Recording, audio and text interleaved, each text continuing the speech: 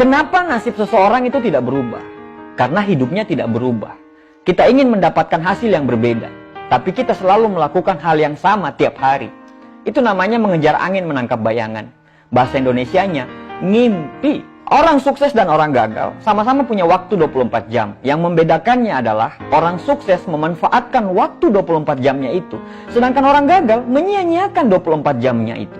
Bagaimana bisa nasib bisa berubah, sedangkan tindak tanduk kita tidak pernah kita rubah? Berapa jam dalam satu hari yang 24 jam itu kita lakukan untuk merubah hidup kita? Berapa jam dalam satu hari itu kita lakukan untuk meraih semua impian kita? Coba kita jawab masing-masing dalam hati kita. Kamu berharap hidupmu bisa berubah, tapi main gamemu dari pagi hingga pagi lagi. Kalau impiannya pengen jadi seorang gamers profesional sih nggak masalah. Tapi kalau sudah bertahun-tahun main game dan tidak ada perubahan dari permainan itu, pertanyaannya adalah Anda serius mau jadi gamers profesional atau Anda hanya akan buang waktu? Ingin mengajikan orang tua, ingin orang tua bangga, tapi nonton drama Korea berseri-seri sampai sholat aja sampai lupa. Bagaimana Allah bisa merubah nasibmu? Kalau kamu nonton drama Korea, ingin belajar menjadi seorang sutradara atau seorang bintang film, ya nggak masalah sih.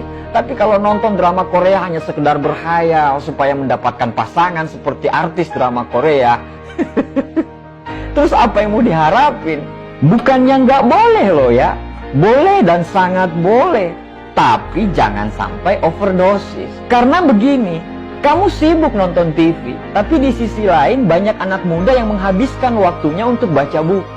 Kamu sibuk nonton film, kamu menghabiskan waktumu untuk nonton film, tapi di sisi lain banyak anak muda yang menghabiskan waktunya untuk belajar hal-hal baru untuk meningkatkan skillnya.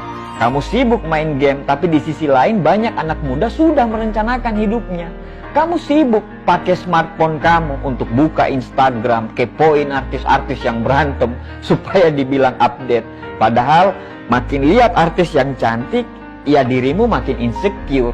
Dan di sisi lain, banyak anak muda yang menghabiskan waktunya sama-sama dengan smartphone, tapi mereka belajar untuk jualan, belajar menimba ilmu dari smartphone mereka, belajar bagaimana jualan di Instagram, jualan di Facebook, pokoknya jualan di media sosial. Karena mereka sadar smartphone yang mereka beli, taruhlah sekitar harganya 5 juta, harus menghasilkan minimal 1 juta per bulan.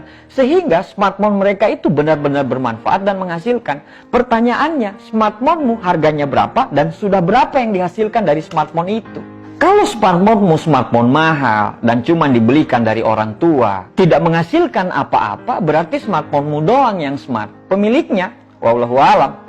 Sekali lagi, main game, nonton TV, punya handphone yang mahal, main media sosial, itu boleh-boleh saja, halal kok. Yang penting satu, jangan sampai overdosis. Kenapa kamu tidak pernah lihat iklan Lamborghini itu di TV? Karena perusahaan mobil Lamborghini itu tahu bahwa yang mampu membeli mobil miliaran mereka itu mungkin tidak pernah nonton TV. Hidup kita susah, kadang bukan karena orang lain, tapi karena diri kita sendiri yang menyusahkan hidup kita sendiri. Kita tidak mau keluar dari zona nyaman kita. Kita takut untuk melakukan hal-hal yang baru. Kita sibuk nyinyirin teman kita yang sibuk membangun masa depan dengan jualan di media sosial. Kita sibuk gosipin teman kita yang lagi merintis usaha jualannya. Bukannya membantu, kita malah mendoakan supaya dia tidak berhasil. Kita menghabiskan waktu pacaran berjam-jam tiap hari dan bercerita mengenai indahnya masa depan. Tapi percaya saja kalau itu dilakukan terus-menerus dan sampai membuang waktu, percaya saja bukan masa depan yang akan didapatkan, tapi masa suram yang akan didapatkan. Ya silakan aja melakukan hal-hal yang tidak bermanfaat. Itu hak kamu kok. Saya tidak berhak untuk mengatur hidup Anda. Tapi saya ingatkan kepada kamu bahwa saat kamu menghabiskan waktumu dengan hal-hal yang tidak bermanfaat, di sisi dunia lain banyak sekali anak muda yang menghabiskan waktunya untuk mencari tambahan penghasilan, sibuk dengan organisasi-organisasi untuk meningkatkan soft skill-nya. Karena mereka tahu dengan soft skill itu mereka akan sangat terpakai di lingkungan pekerjaan. Banyak sekali anak muda yang menghabiskan waktunya di majelis taklim untuk mempertajam ilmu agamanya. Jangan sampai kamu menyesal nantinya. Jangan sampai kamu tidak jadi apa-apa nantinya. Berubahlah dari sekarang. Berjuanglah dari sekarang. Keluarlah dari zona nyamanmu. Tantang dunia dengan belajar dan bekerja. Lakukan apa yang orang lain tidak pernah lakukan. Karena untuk mendapatkan apa yang orang tidak pernah dapatkan, kamu harus melakukan apa yang orang lain tidak lakukan. Tidak ada perjuangan yang enak. Semua perjuangan pasti mengalami rasa sakitnya disiplin, perihnya belajar, dan tidak enaknya penolakan.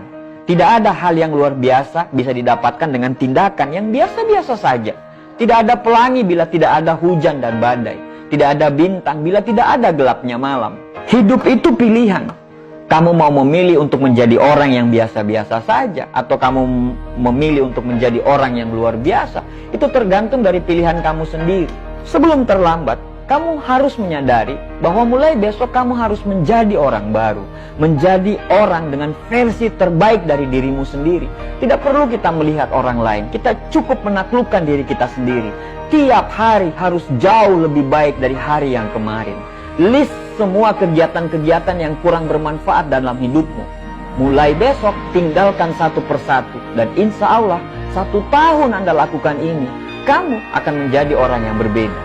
Bagi teman-teman yang masih cuek, gak apa-apa. Gak apa-apa kalian mau malas-malasan, gak masalah. Tapi jangan lupa untuk jaga kesehatan.